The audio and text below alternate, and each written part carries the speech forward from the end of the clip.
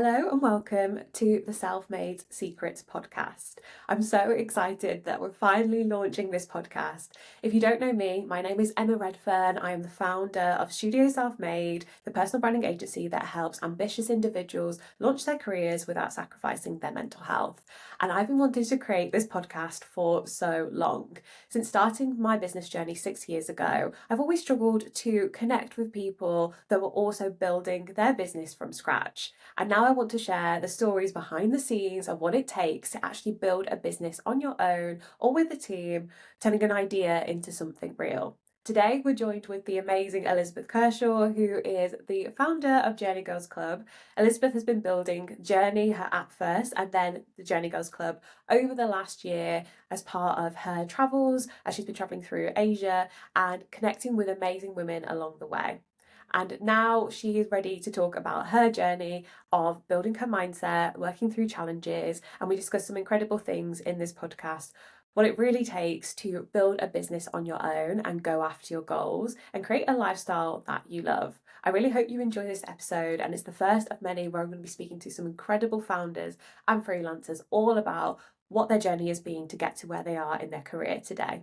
I'm so excited to be talking to you about your journey because you have been on you've had an amazing year, haven't you? I feel like a lot has changed for you in the last year. But tell me a little bit about how your journey in business started. Oh, well, I always sort of knew that I wanted to do my own thing. I think that's like not necessarily that I wanted it to be a business, but more that I've always been quite an independent person. I've always been creative. So I've always been thinking about creative problem solving and just in general, like working on my own stuff. That's always been the sort of like goal. It's never been to run a business or make profit or none of that's actually ever been like the main thing that I thought about. It was always how do I maximize the amount of time that I'm allowed to work on something that I really want to work on? And obviously, when I was working in my corporate job or my 9 to 5, I wasn't quite getting as much time as I wanted, just working on creative projects and that sort of thing. So that's where I sort of like started. And all of that was basically just a means to an end to get to where I am today, basically. Do you feel like you resonate with the word business, or do you feel like that felt quite distant to you when you were thinking about doing your own thing? Oh, that's a great question. I feel like it sounds super aspirational to say business, but I've always seen it just as projects. Like when I quit my job to like travel Asia, which I'm still doing now. Like you say, it's been a bit of a wild year to be honest. But when I quit my job to travel Asia, it was never with the idea of building a business. It was always with the idea of building my own like projects or products. So maybe that is sort of like a business side. And I've realized that actually being slightly less business minded has also held me back in some ways that I wish I had maybe seen earlier, but I don't think I really resonate so much with the idea of business in the traditional sense, but I also think Mm. that like the people that I know that are quote unquote running a business, we're sort of, and I think this is true for a lot of Gen Z people as well, is we're sort of redefining what it means to run a business. And I think there's sort of like a difference there in what it means to me now versus what I thought it meant when I was still working full time.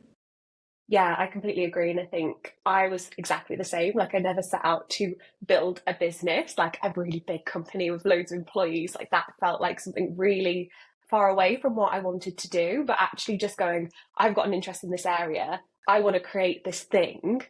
How can I just try and turn that into something that's real? And we both come from creative backgrounds as well, don't we? So I think it's quite interesting to see how we've taken creative ideas just to get started building something for ourselves, whether that was a traditional business in the sense that it is, or whether it was more of just like, let's just explore this idea and go from there. Because I know when you started, did you start when you started traveling with the fund? Because you had like a page where you were documenting your journey. Tell us a little bit about that.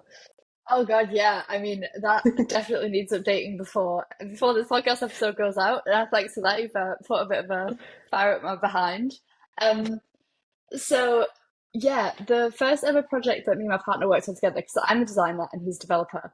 The first project that we ever worked on together was obviously the first project was actually saving this money to quit our jobs and go traveling. But what we actually wanted to do, which was essentially the whole point of us leaving our jobs, was to build projects, build products, build. I think we've built like 4 apps between us now in the time that we've been away. But the first thing that we ever worked on together was the Discovery Fund, which was essentially just a really, really fun way to document us slowly spending all of our savings. um, and essentially just we were wanted to do it really transparently, where we were basically like, this is what it's costing us for our standard of living, for our choices in like traveling through Asia. And all of this is hopefully with the idea of before this thing hits zero, it'll start to slowly creep back up and you'll watch us actually, like make something of this. The whole Mm. reason it was called the Discovery Fund is because we were going out into the world trying to find what, like, not our purpose necessarily in like a personal sense, but more in a, we were trying to find the way that we would be able to, again, maximize that time that we can work on what we truly want to work on. So discovering what it was that we really wanted to work on, and also discovering a way to be able to make that sustainable. So that's how that site came into existence. And it was all like designed by me, all custom coded. So that's why I sometimes lag a little bit on updating it, because I have to go in and manually change the code on it, which I had to learn a bit of coding for, which is very fun. But yeah, that was like the first product that we like worked. I say product. It was the first project that we worked on. And yeah, it's still live, still documenting. Now incredibly Mm. close to zero, just so close to zero. Um, but it does represent very accurately the amount of like fun that we've had, and also it has been Yeah. very like sort of like project focused as well, in the sense of it's not just about us gallivanting across the world. It's about this is our project updates. These are our like blogs that we've done. It's all like a really nice memory. So yeah, very proud of it. I love that idea, and I feel like that whole like documenting the journey is so interesting because I know so many people want to try being like a digital nomad, try traveling while they're building something for themselves or freelancing. And I feel like it was such a great idea to just document that and like show the actual like realities of traveling and trying to build something for yourself as well. Do you think that kind of started your love for documenting like your journey, or had you started doing that before then? I don't think I'd really done it that much before. The first time I ever did TikTok, which was a very, very long time ago, I think it was in the pandemic, I was convinced that I was going to vlog every single day. Again, we're talking pandemic, was that like 5 years ago now, which is kind of crazy. Um, of me being like, I'm going to document every single day that I've ever lived, from now until the point where I'm a CEO. And I thought that was like the first initial sort of like spark, but it was that time where I was still maybe a little bit too, I don't know, a bit too precious over my image. And I didn't, as soon as I wasn't working on anything, or as soon as something sort of like went wrong, I immediately dropped off and never did it again. I also realized Mm. that I do not have the bandwidth for short form video. Like I will talk for too long. Like podcasts, fantastic, but I just can't, short form video is just not my thing. I cannot condense what I would like to say into 45 seconds or less. So that just didn't really happen to me. And I think after that, a lot of it sort of like dropped off. And it was one of those things where documenting like the process or documenting doing something to me at that point always felt sort of like useless, because I didn't know if what I was going to do was going to pay off. Like I was like, nobody wants to know an Mm. origin story or something that they don't even know about, or like that doesn't work in the end. So I think that's what always like put me off. So yeah, this is like the first time that I've sort of done it on a whim. But again, most of the time it was more of a personal thing this time, I think, rather than an optics thing, if that makes Mm. sense. Do you feel like that made a difference that you were kind of doing it for your own personal kind of experience of documenting that journey compared to doing it just for the views or the engagement? Did that like make a difference in you sticking to it longer? Yeah, definitely. And I mean, that's happened to some of the like YouTube videos that are on the Discovery Fund. We basically like we videoed stuff because we wanted to show it, wanted to see it when we're like 80, or I want my Yeah. grandma to see it. That's the whole reason that the Discovery Fund also exists, is because like my grandparents don't have social media. So what's one thing that I can send them to see Yeah. everything? And yeah, and like some of the YouTube videos that I've posted have ended up accidentally with like 20,000 views. And all of that was just because there was never any attachment to the outcome. It was all just about, Mm. oh, can I document this? Can I, in a creative way, again, it's all creative outlet. Can I document this experience in a way that is true to me? And then by chance, good stuff happened as a result. Yeah, no, that's amazing. I think sometimes taking the pressure off of actually going, I'm not going to do this for a monetary reason. I'm not going to try and earn money from it or make it into something that means like my personal value is attached to it. It's just for fun, and kind of making fun part of that process has been definitely something that I've experienced that's been really helpful for me, is like making fun part of the experience. You're more likely going to stick to it for a lot longer as well. I don't know if you've added in little elements of fun within your like content creation. Well, definitely, actually. I think I've realized this from just I see so much content about like the idea of like discipline and like doing things when you don't really want to do them. And I used to think that that was like a really solid strategy of being like, I'm just going to force it. I'm going to keep going. I'm going to, Yeah. even if I don't want to post, I'll post about the fact that I don't want to post or something like that. And now I'm sort of like, I've taken a step back from that since. And I don't know whether I agree with that necessarily, because I think, you know, for me, consistency is a lot more about the quality than it is about the quantity. Like I would rather be Mm, consistent with the quality of my output. Like say I'd rather post one good video every 6 months than post one average like a video that I know is average because I didn't want to make it. I'd rather like than six of those. Like which one of those represents me better? Which one of those did I actually enjoy making? And I found that like after I don't know 4 months of not posting on YouTube, for example, I was like, oh, I want to make a video. All of my videos before got like mm, I don't know 400 views, and the first one that I did back from like yeah after 4 months got like 1.5k. And again, it's not really about the numbers more so as it is about like it doesn't matter if like I don't maybe I'd take 1.5k views. And again, we're talking like these are like small numbers in terms of like the sphere of YouTube, but if I maybe I'd have got to there if I'd have posted 10 more really like videos that I didn't care about. But I got there anyway, just because the quality of yeah. my output reflected who I was and the sort of like style that I wanted to put out. So it was just I don't know, luck at that point, I guess. Yeah, definitely. I feel like, I mean, 1.5k views is still like a huge achievement. And I think that's one thing I don't hear spoken about enough in the world of business or online. It's kind of, you see people that are really far ahead and they've kind of made it and they're successful. And then there's people that haven't even started yet. But there's not many people in the middle of like, actually, I'm still trying this. I'm still figuring it out. I'm still like testing out different formats. And I feel like that's one of the reasons why I wanted to create this podcast, to kind of meet different people that are at different stages of their journey and talk about like, yes, like we might have one platform that is doing really really well, but we're still building and learning a completely different one and still learning in different areas of building a business or a kind of side hustle or freelance career. So I think there's so much you can learn from those points of like that amazing celebration of like, I've hit 1.5k views on that video compared to all the other things that have already hit 400. It's like, that Exactly. is a huge achievement. Yeah, I was so buzzing about it as well. I mean, I was telling everyone about it because I was like, I don't. Not only do I like, am I really proud of it, but also I kind of don't understand why. I'm like, oh, I'm rolling with it. This is great, which I think is like like the first step of anything. But I agree with what you're saying about like this idea of being in the middle because I feel like it's hard Mm, to not feel like you belong to each respective camp because the non-starters and the like the pros say are they're so like they're so intense. They're such intense like feelings or states of being, and they're really like prominent sort of like cause, right? But all the people in the middle, there's not there's not ever anyone that's exactly where you are, you know.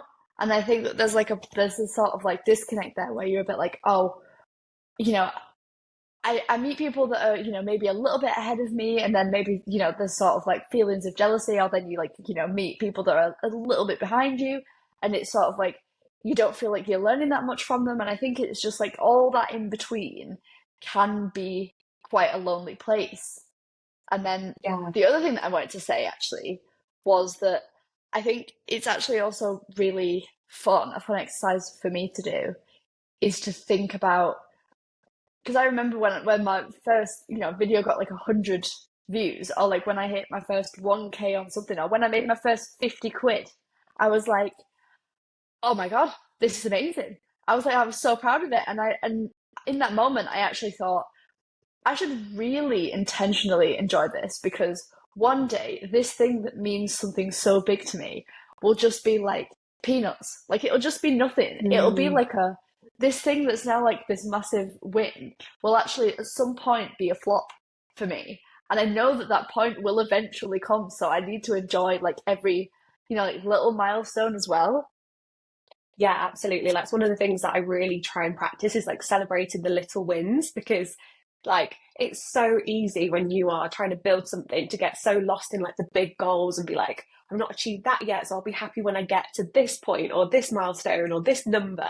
But actually, it's like those little things that you experience along the way are part of that process. And when you look back, you're like you said, look at that first 50 quid that you earned, or look at when you hit that first 1K on a video, and you'll be like, that was amazing. And really enjoying that feeling is so important, because otherwise you kind of miss the point. That's the reason why you're building these things, is to like celebrate along the way and enjoy the process. I think Yeah. sometimes we can forget that quite easily. I don't know if that's something, have you ever set like really big goals, or has it been just like figuring it out as you've been going along? I think all of the projects that I've actually done like really well at, or that I would say I've quote unquote succeeded at, were actually ones where I never intended, like I was very detached from the outcome to begin with. I was more Mm, attached to like the fun. Um, because like say like for example LinkedIn, no intention of that being useful, just a creative outlet. The same for YouTube. The same for most of like the creative endeavors or businesses and stuff that I've like managed to build here and there, is just the ones that were actually the most useful or the most profitable or the most like well known were actually the ones where I didn't set out to no revenue goal, no strategy, mm. no nothing that was useful. Like I just keep saying this, I'm like a terrible businesswoman, but I feel like it's almost like it's almost you know like mission failed successfully sort of like things. Like Yeah. you sort of like flail around and then you accidentally end up in the right place anyway. That's sort of like how it feels for me sometimes with like business stuff. Yeah. No, I think that's how most people feel when they get started. And I feel like everyone thinks they have to have it figured out, but actually, no one has it figured out. Everybody is just figuring it out as you go along.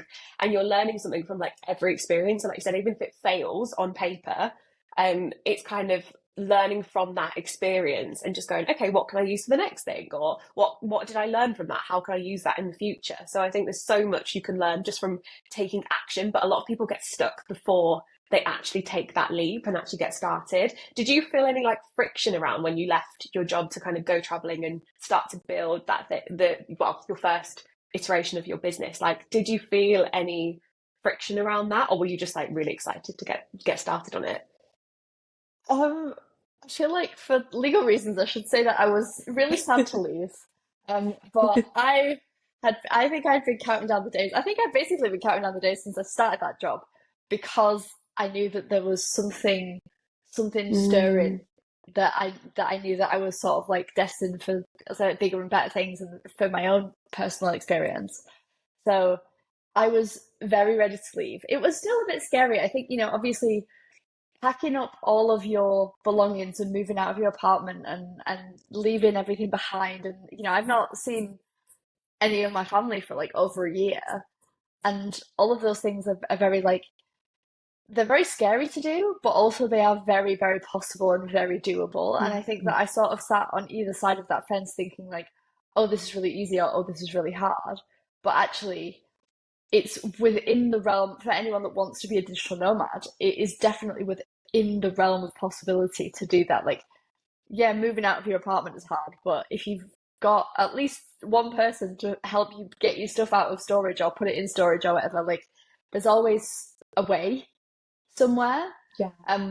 But I didn't necessarily feel any friction. What I did feel Mm, was a lot of like, not necessarily imposter syndrome, but just like almost a sort of like paralysis in a way of, what do I actually do now that I have all of my time free? I didn't actually realize how much structure my 9 to 5 brought me. And obviously, like, coming to the other side of the world and meeting all new people and it being sunny all the time and you're just like, oh my God, there's all these things that I can do. But actually, in the end, I realized I had to bring a little bit more structure into my life. Otherwise, I'd have just sort of like probably just squandered a little bit more of my time, which I didn't want to do because I did have a goal. Mm. Yeah, definitely. And when you set out to start traveling, did you set like a length of time you were going to travel for, or were you just like, I'm going to figure this out as I go along? Um, well, it was, I want to say mostly budget related, although that's probably not true. We wanted to, like, I think the plan was originally like 6 months because Taylor Swift was touring and I was like, I might be back. I don't think I can pass up this opportunity, but I did in the end, which I can't believe, you know. Um, but it's just sad. I don't want to talk about it. I shouldn't have brought it up. Um, but it was originally maybe going to be like 6 months. There was never a plan really to stay away for Christmas, which I ended up doing in the end.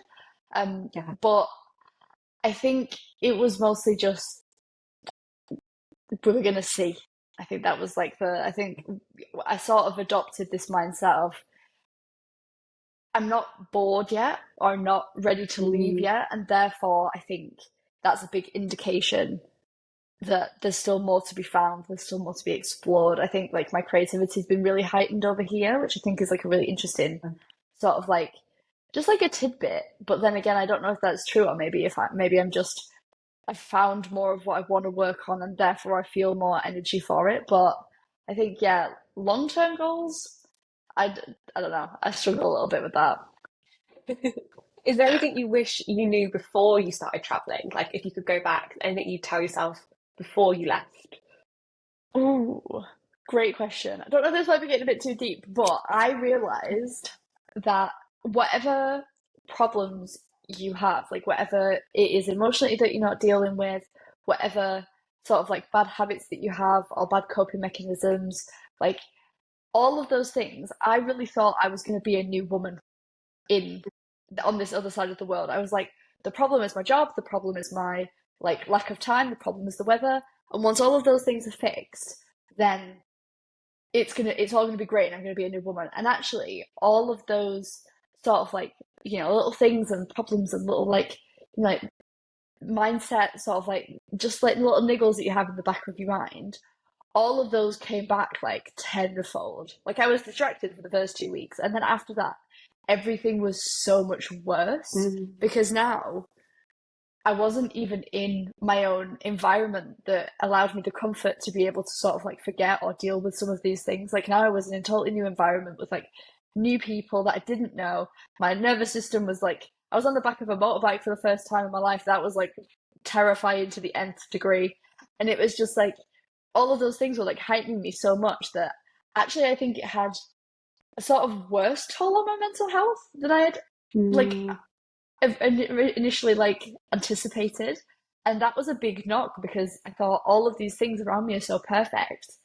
Why is something now worse than it was before? That doesn't make any sense. Yeah, I feel like it makes you go on such a self-discovery journey as well, like pushing yourself out your comfort zone, which I think is great to do when you're trying to build a business or a side hustle and trying to like really just get out of that norm that you're stuck in and think about things differently. So, and mindset is a huge thing that it always shows up when you don't want it to. It's like, oh, I haven't learned that, or I haven't coped with that, or I haven't dealt with that. So Oh yes. there's there's always something there. Exactly, yeah. And I think that was like I think another big thing for me, and something that I had to deal with was like, this idea of like I quit my job and I'd moved here and I was like, oh, I'm finally free. But actually I'd spent the last year and a half of my life before I, got on that plane waiting for this day. And I was Mm. just like, all everything I was doing, I was like a well-oiled machine. I was like, work, gym, food. I want to be in the best shape of my life. I want to be, I want to be on it. I want to have like all these ideas that are ready to go for when I quit my job and I can work on them. And then I, sat on the plane and I just thought, that it's like a common thing with I think like Olympians, isn't it? It's like they win a gold Mm. medal and then they're like, well, what the hell do I do now? And that's sort of what it felt like. There was a sort of like deflation for a while where I Mm. was sort of a bit. like directionless. Like obviously I had ideas and stuff that I was working on, but that wasn't like a big end goal that I was working towards. And I'd been laser focused for so long that I sort of felt a bit there was too much emptiness once I'd Mm. actually achieved my goal, which was a really interesting like thing that I had to like learn to deal with as well. Yeah, I feel like life has a funny way of being like, you've achieved this, and it's like, now what? Like, what am I going to Yeah. do next? So I think it's so interesting that you're like, I've actually achieved it. This is what I've been waiting for like a year and a half. And then it's like, okay, what now? Like, now I actually have to do the thing that I've been wanting to do for ages, which is, it's, yeah, really interesting to see where your mindset is at compared to where you thought you would be and how it would feel as well. And I know with Journey, was that something that you'd thought of before you got on that plane, or was that something that came on your travels? Well, Journey the app, which is what it originally Yes. was that existed before I got on the plane, which is Yeah. just very like a bit of a Friends reference here. I feel like it's quite nice. Um, but yeah, before I got on the plane, Journey the app already existed. The idea was already there. I'd like mocked up a couple of like I'd been like part time in my job for a couple of weeks before I left, so I was like working on that most of the time then, and like say my partner was developing it at the same Mm, time as I was designing it. So that did inform like a big like amount of my time and a big amount of my focus. And I think that was like yeah, a really big reason why I managed to sort of like hold steady in that time as well. But yeah, Journey existed for quite a while before that. So that was like something that kept me very sane and very focused and was also a very creative outlet. To say that I was working a creative job, it was something that I was able to have complete control over, which sounds a bit control freaky, but actually it was.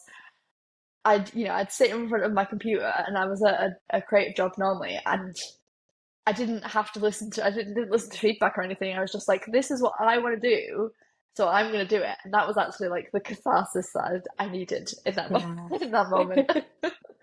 I think that's why so many creatives want to do side hustles. They want to start their own thing because they've got so many ideas, but maybe they feel constrained within the job that they're doing, or if they're at university or in school, they feel so constrained around like a brief and like what that is. But if you're setting the brief and you can make it whatever you want to do, then I think that's a really amazing opportunity to just like one, just really enjoy your creativity, but also like test out new ideas and really push the boundaries of what you know as well and learn new skills.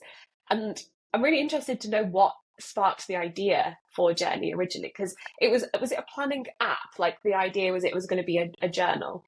Yeah, so the original sort of like proposition for Journey and the reason that it sort of like came to be was that at the time like I was really really on it with my journaling, like doing it every morning, every evening.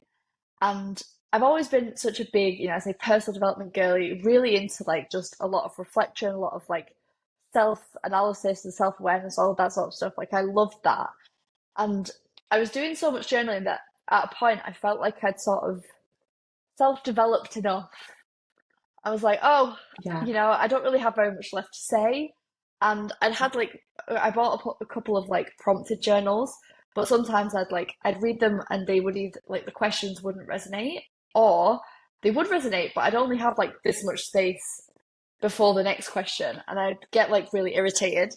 So the whole the whole idea basically just came from me. I was trialing out something else that my partner was working on that was supposed to be like a loneliness companion through WhatsApp with an LLM, like with like ChatGPT.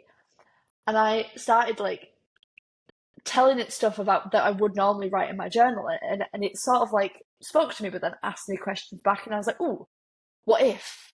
And that's sort of like how the whole thing came to be. I was like, Mm. if I could just write what I'd write in my like paper journal, but on my computer, then my computer can ask me questions back. So it's essentially like my own personalized prompted journal. And I think that was the bit that I was missing from prompted journals in general, was this idea of it being personalized to me and being able to dig deeper and deeper and deeper into whatever it Mm. was that I was dealing with. Because I think sometimes we fall into the trap of thinking that we're journaling, but actually we're just writing a diary.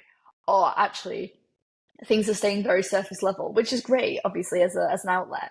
But I wanted more from that. I felt like I was a bit of like a veteran journaler, and I was like, I want something that's a bit more exciting than that. So that's how the idea for for Journee came about, basically. That's so interesting. And I feel like a lot of people, when they think about journaling, they're thinking like just staring at a blank page and just thinking, what am I going to write? Like, where do I even start with this? So I feel like the idea for something that can prompt you depending on how you're feeling and kind of get you to think about things differently is so interesting as well. And how far did you get with that then? Did you like launch the app out into the world? Did you test it with anybody? Yeah, I mean, funnily enough, like I launched it a couple of months after I got to Asia, and that was when I started my LinkedIn because I was like, oh, I'm a founder of a SaaS startup and all this sort of stuff. And I was like, I don't know what any of that means really. I mean, I don't, what I mean is I didn't feel any of that deep down, but I was like, well, I'm a founder, I'm a digital nomad. Maybe I should start talking about this stuff.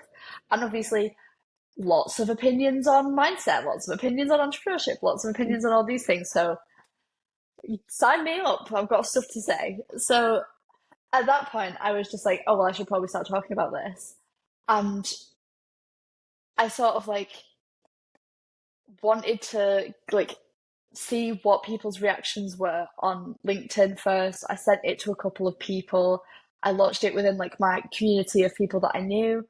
Got a lot of really good feedback, changed a couple of things, and then sort of just like I don't know, again, very like gold medal-y, sort of like just sat there and thought, okay, what now? Like Mm. it felt a bit again a little bit deflating to put it out into the world because what I noticed the most in terms of my mindset once I'd released this app was all of the ways that it wasn't good enough yet, and all of the ways where because I'd made it free so that I could get. I thought it was because I could like get really good feedback and all this sort of stuff, but actually it was just because I deep down felt like nobody it wasn't worth paying for. Not in like a I think I'm trying to scam people, but just in a oh, is anyone going to pay for this? Like I don't feel worthy, Mm. so I won't put a price tag on it so that I don't stop people from using it, even though I don't think they'd use it if it cost a fiver. So Mm. that's sort of like where that started out, and then I basically like I want to say for 6 months, sort of like got a bit distracted. Like I was talking about it, and I was working on like second designs and stuff, and like a second version, which was going to be very informed by like Alex Hormozzi's like $100 million offers, like do stuff that nobody else has done before, do stuff that you know try and make your offer like one of one. And that was sort of like the catalyst for working on the second version, which also sort of like feeds into what I ended up doing next. But at the time, I just sort of like got a bit bored and worked on some other projects. Like I say, we've brought out like two or three more apps since then. So it was very easy to just like jump on whatever showed the next bit of promise and sort of like get distracted that way, but still feel like I was, being productive. Do you feel like there was like imposter syndrome showing up for you there? Because I think whether was that like showing up during the process of thinking like nobody's going to pay for this, was that kind of something you felt at the time, or something that you've recognised now, maybe a little bit further away from that experience? It's interesting. I don't know whether I'd call it imposter syndrome. I think maybe it's more self-doubt than it is imposter syndrome. I don't think there wasn't I never felt like I mean, again, I think maybe imposter syndrome means something a little bit different to everyone, but in the way that it means, like what it means to me, is just like I didn't feel like I was, like in the wrong room or that someone was going to find me out or Mm. that something, like I never felt that way. I just felt like I wasn't where I wanted to be. So it was just that sort of like Mm. disconnect between, you know, there was a lot more doubt and questioning than it was like an uncertainty in that way, if that makes sense. Yeah, definitely. And I think that's quite common with a lot of people that are like launching something new for the first time. It's like, should I keep it low cost or should I keep it for free so people can access it? Because it's kind of like, this is my idea. I want to test it with people. I want people to try it. But then charging for it feels like another barrier to actually getting it out into the world. And I think it's interesting that you mentioned that was what you've experienced, because I think a lot of people think, well, you've started the thing. Of course you want to charge for it, or you've worked on it for ages. Of course you're going to get people to pay for it. But it's quite interesting, especially if you don't always identify with like the idea of business and turning it into Mm. a business too, there can be barriers there around actually charging your worth because especially when you find it fun as well. I think that's one big thing for creatives. If you found it really enjoyable to make the thing or work on the thing, it's like, I can't charge for this because I really enjoyed creating it. And I don't know if any of that resonates with you. Oh, that's really interesting. I don't know if any of, I mean, I hadn't really thought of it like that before. You know, this idea of like how much fun have you had making it? I think for me a big barrier was that I wasn't like in control of the tech, which is something that I realized later was, you know, we're talking about AI, we're talking about LLMs and wrappers and just in general like a lot of tech stuff that I don't actually really know. I'm pretty clued up on AI, but like not to the point where I thought, oh, this is like really what I want to work on, or this is like really, you know, I couldn't defend the thing to the nth degree because I was just the creative person that made it and that enjoyed the work itself. Mm. So yeah, that's a really interesting one. Do you feel like that is how you felt with your like first business and the first thing you worked on? Like, how did you feel about charging for that?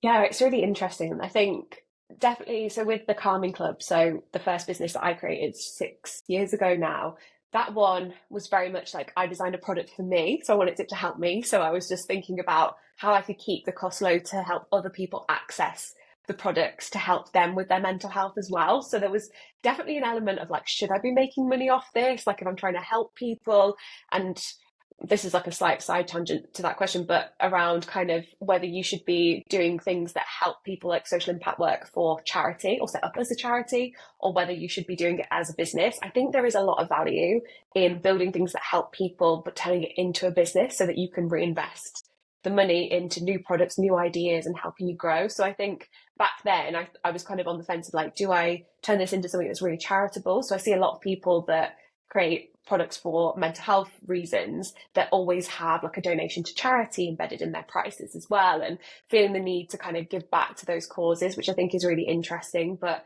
I definitely felt like I didn't have a clue what I was doing when I got started, so pricing it high would have been a really big barrier for me.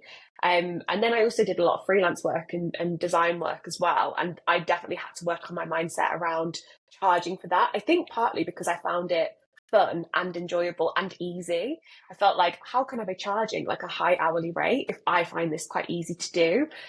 As it was the first thing that I did when I graduated, and I hadn't got any experience in the corporate world where you were having to charge or you were getting a salary for what you were doing. I just enjoyed what I was doing working with different clients.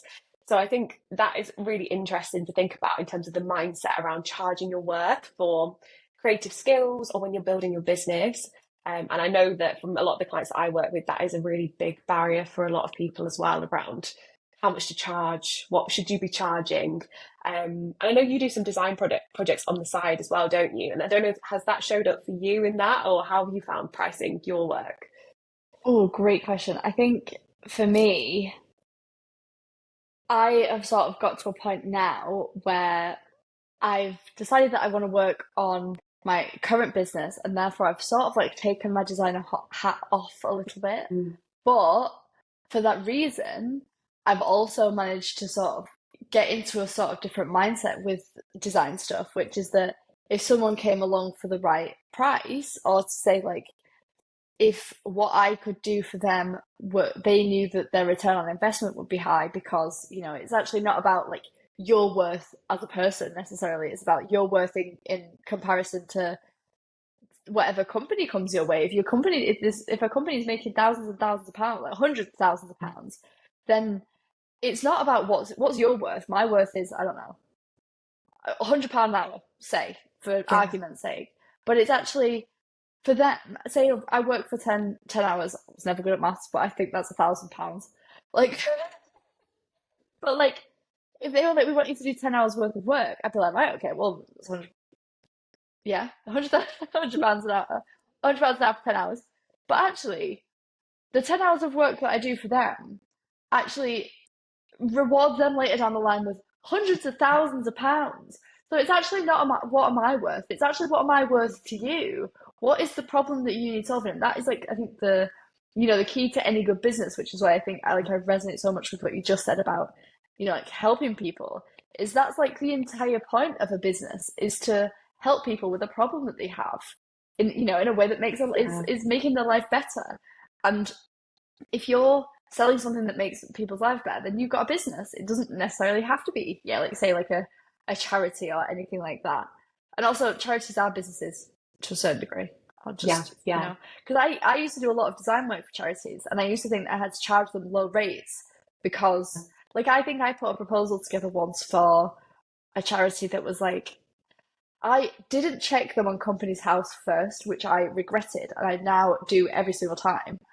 But when I think I quoted them for like £400 of work, and it was like a whole rebrand.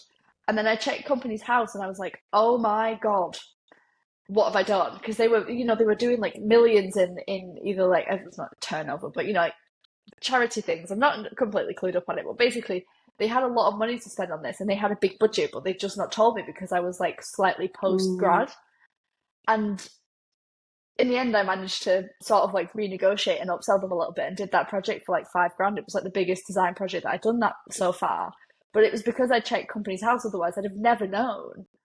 And yeah, it was just like again, that was a really big question of not what am I worth, what do I personally think? It doesn't actually matter what you personally think. I think no, that's great. I think what does the market think you're worth? What does the industry think you're worth? And you can take that on a project by project basis at that point. yeah, absolutely. And I think a lot of people starting out think they have to go for small businesses or small charities or small brands because they're new and they've not got loads of experience. But actually, if you have got the confidence, I think that's one big thing, mindset and confidence to work on when you're trying to set your prices for things. Because if you can walk into a room or you can jump on a Zoom call and you'd be like, this is why I'm charging you this is what I'm going to be doing for you, and have the confidence behind your prices, then I think you're going to do amazingly well and you're going to be able to sign those contracts. But often people will be very quick to discount. And that's one of the biggest things is like they'll present a price. And as soon as they feel like there's a bit of like, not quite sure yet, and that could be for loads of different reasons, they'll be like, oh, well, I can offer you 10% off, or I can offer you a discount, or I can do this a little bit cheaper for you. And as soon as you do that, then you're putting the power in their hands to be like, okay, there's room to move on this price for them, and they're not going to treat you as seriously. So I think that's a huge thing around pricing and like confidence around that. And did you freelance when you came out of uni then, or did you do that alongside? Yeah, Yeah, I mostly freelanced. I mostly freelanced talking like with after uni because of the pandemic. Like I graduated in yeah, 2020. It was a rough time. Um, but all of the freelance projects that I did out of uni, they were like small bits here and there, and I was still living at my parents, and it was mm, all very makeshift.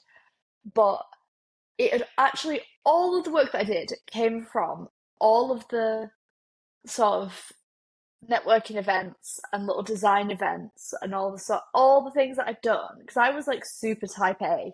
I'm now a recovering type A. I don't do that stuff anymore. But when I was at uni, I was like that student that was like super mm, annoying, never went out, always doing whatever, like always doing the networking events, never going out to party, always in the studio, always in the library, always doing any, I don't know what I was running from, but I was that person.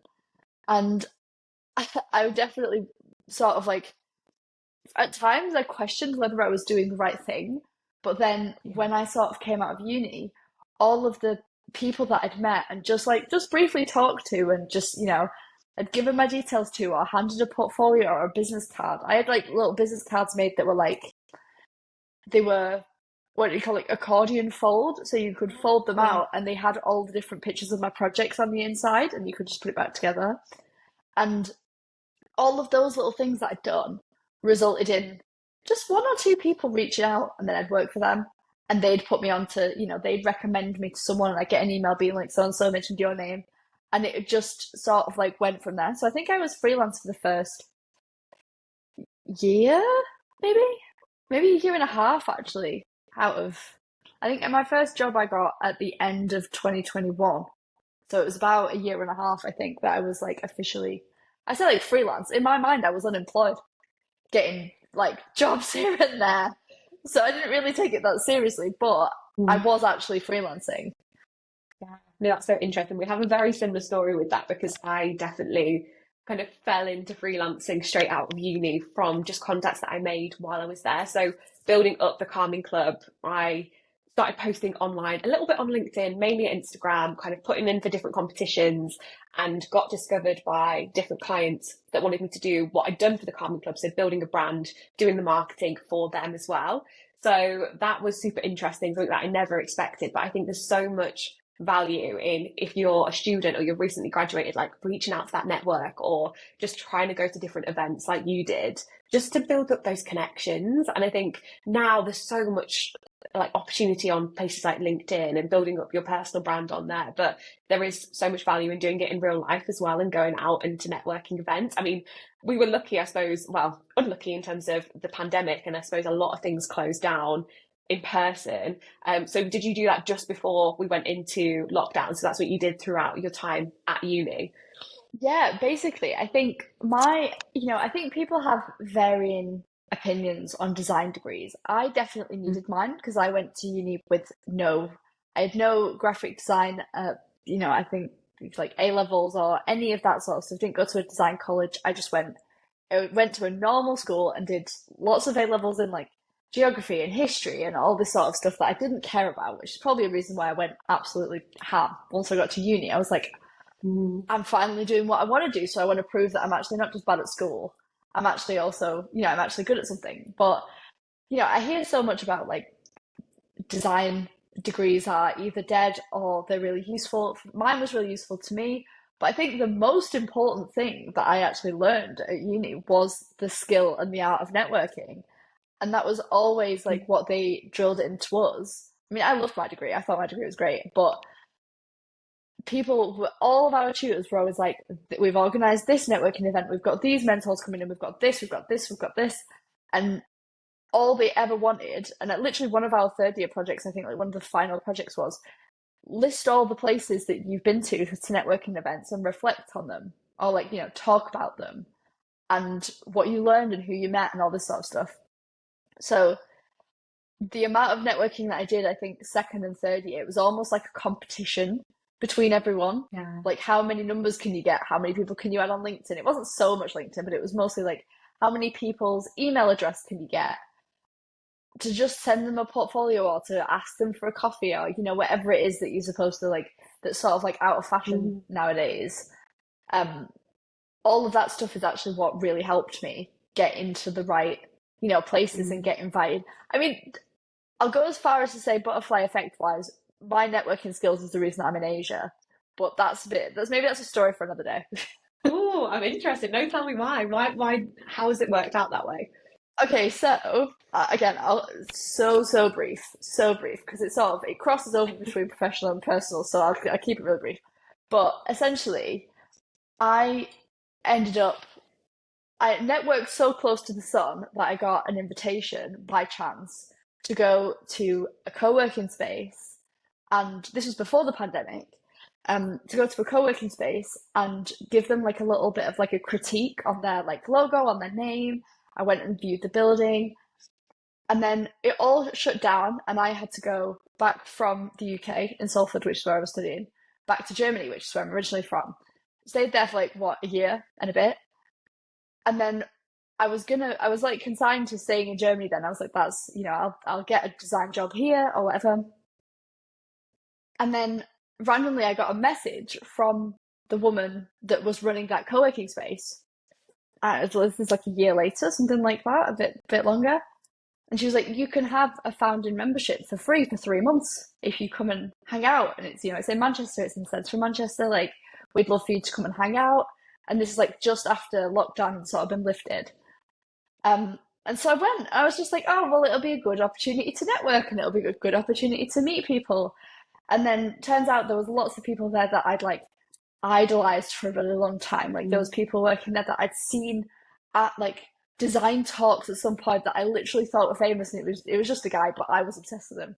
But he ended up being my friend, and it's actually also that co-working space is the place where I met my now partner. So like that was just a random, sort of like crossing of paths in a random co-working space but it was all related to how much I'd inserted myself into everyone's networking Mm. events for the last like 2 years. And I'd have never have got to that point if I hadn't have just, I don't know, randomly struck up a conversation with someone over pizza and all of the people that I had to go through to get to that point where I met my partner and now I'm here 3 years later, you know? That's amazing. And you just never know what's going to happen. Like from the different connections that you make, it's just like you never know where that could take you in the future. And you kind of just have to trust the process and enjoy it and just meet different people, have really good conversations.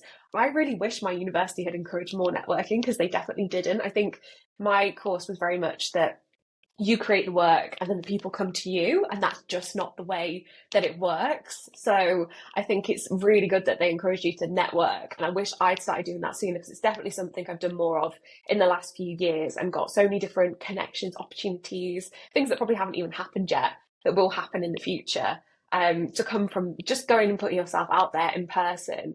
So yeah, I think it's amazing that you put yourself out there and you're like, I'm just going to take that chance and give it a try and Yeah, see what happens. And look where you are definitely. now, like completely changed your life, which Who'd is have thought? Who'd amazing. have thought? I definitely think that that's like the main thing with like the networking sort of like element is that it's mostly about the people, right? And you know, we were talking before Mm, about like, you know, charging your worth or like you think that you have to work with small businesses. And I think that the reason that, you know, a lot of people think that they have to start out with, oh, I help small businesses do this. Obviously, it's a great people to help. Like those people do need help, but that's great. But in terms of if you want to sort of like almost rejection therapy yourself into start asking for bigger budgets and start asking for bigger projects, actually it doesn't necessarily, the reason that small businesses are so approachable is because they're still backed by real people. You can still yeah, see the people on Instagram running the account, or you can see people, you walk into a, you know, like brick and mortar sort of like shop and you can see the person that's running it, so they're a lot more approachable. But actually through networking, that's where you start to make the connections or make the access points with the bigger companies or like the big charities, for example, and mm, all that sort of stuff. Like all of that comes from meeting individual people that put you onto the other individual people that you need to meet.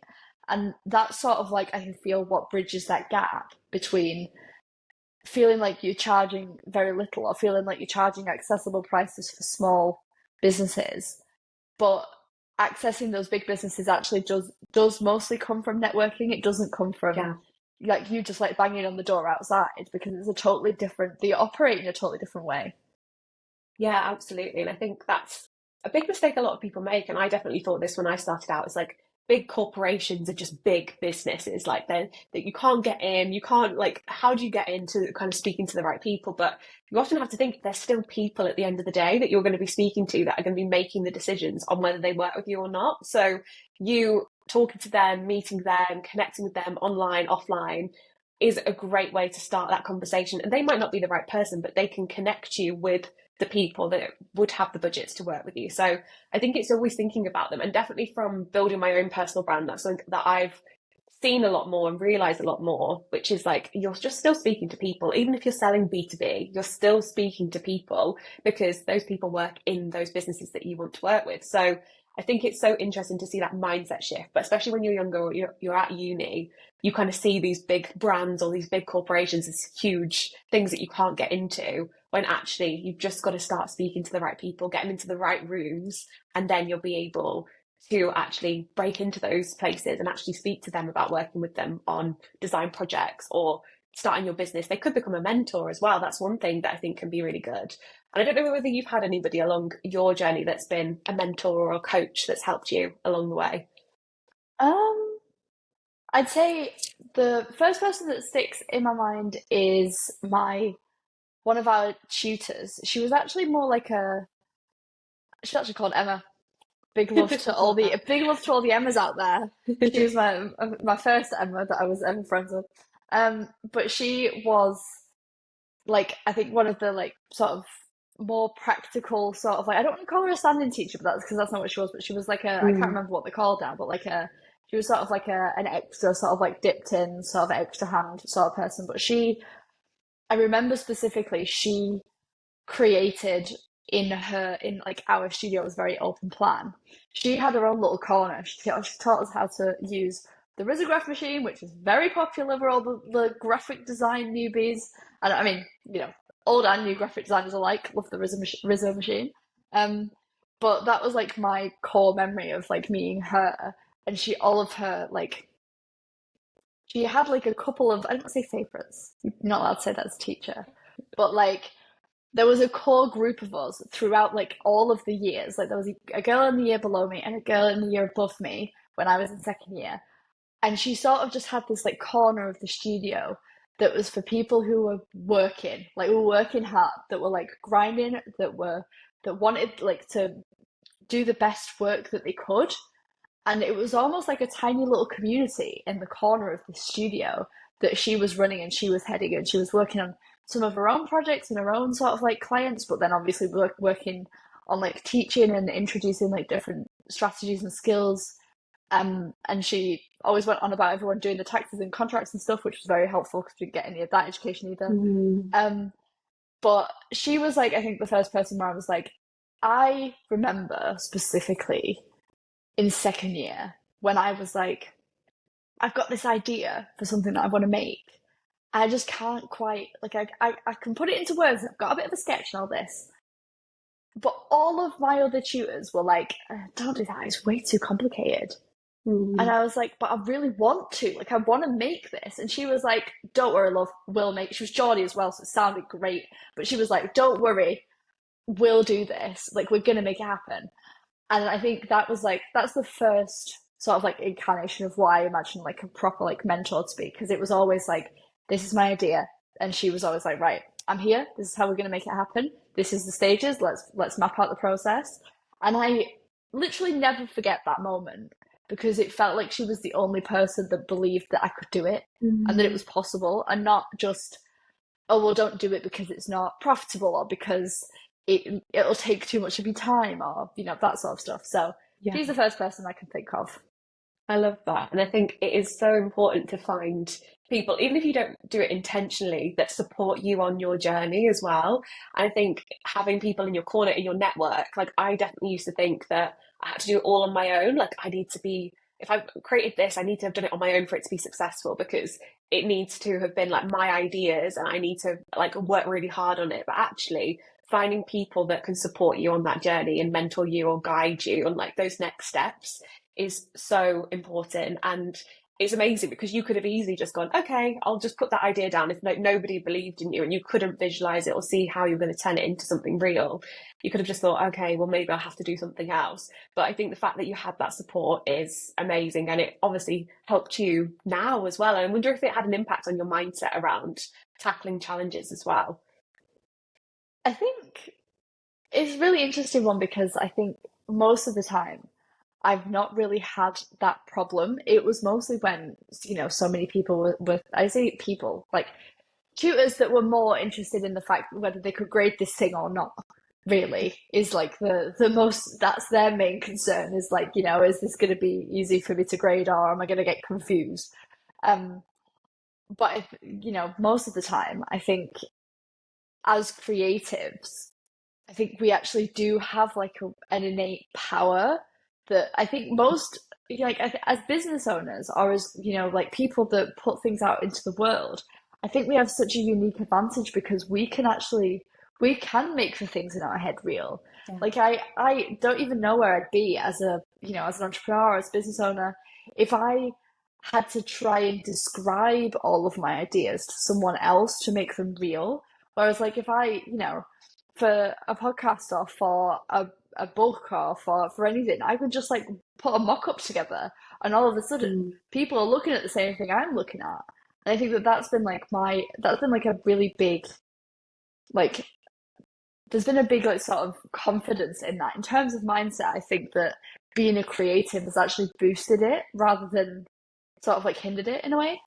Yeah, I think we were speaking about this before about how the fact that you're creative, you can make your ideas come to life, which I think is such a powerful skill because we can then visualize what we want to create and then we can go and create it. Even if it doesn't work, like all the tech behind it doesn't work, it's like we can actually go, this is what we want to create, this is what it looks like. And then we can learn and test things from there. So I think I think it's quite underestimated quite often in business, being a creative. I know a lot of, like, if we're talking traditional business where it's more kind of in the tech space, it's kind of coming from that technical background, maybe a STEM background, or kind of having knowledge of like a business degree. But actually, as a creative, you have a lot of value that you can bring to a business or to actually create your own idea as well, which I think is super, super interesting. And I definitely did something similar at uni where my final project in my last year of uni, I just went completely against the grain in terms of I was on a fashion management course, fashion management and communication, and I decided that I wanted my final year to be about the Calming Club, so a self-care stationery brand that had nothing to do with fashion, but was very much around creativity, communication, building community. And I spent my final year developing an app, like pitching for funding, like making a magazine, like all of those things that were kind of loosely connected to fashion, but I really wanted to make sure that it was really targeted at what kind of career I thought I wanted when I left uni, and using that final year to like help set me up for that success. And I'm so glad I did that now, because it taught me how to use like InDesign and how to use all of the software to design websites and design apps, which I then used when I was freelancing as well. So I think there's so much you can learn from just kind of going against the grain a little bit when you're at uni. Like if people don't fully understand your idea, I think that's a really good opportunity to just test out new things and try out new ideas as well. So I think that's really interesting that you did something similar while you were at uni too. And I wonder how much that impacted you now, because I know obviously Journey evolved into the Journee Girls Club, which I wanted Yes. to talk about today. And I wonder, like, where did that switch happen? Like, were you intentionally thinking, actually, I really want to change this into more of a community focus, or what were your thoughts behind that?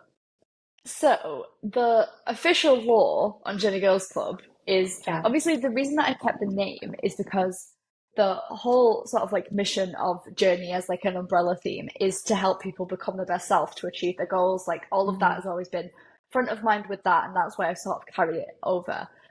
So that's like point number one. But actually, what happened was, like I say, I'd sort of put down Journey, the app, and lost a little bit of love for it for a couple of months. I didn't really think about it that much. And I also was at the same time sort of gearing up to release a second version that was more about setting like helping people set goals, also being, like helping people sort of like stay consistent and accountability, that sort of thing. And again, to the Alex Hormozy sort of like be one of one, do things that don't scale sort of thing. Mm-hmm. I was like, I am going to be the accountability buddy for every single person that signs up to this app. And then that's what's going to help people build a habit, because that's sort of like what I learned from the first launch was like people that were interested in it actually weren't like OG journalists like I would have classed myself. Anyway, so there was one point, I think slightly after my birthday, where I sort of realized I didn't want to work on it anymore.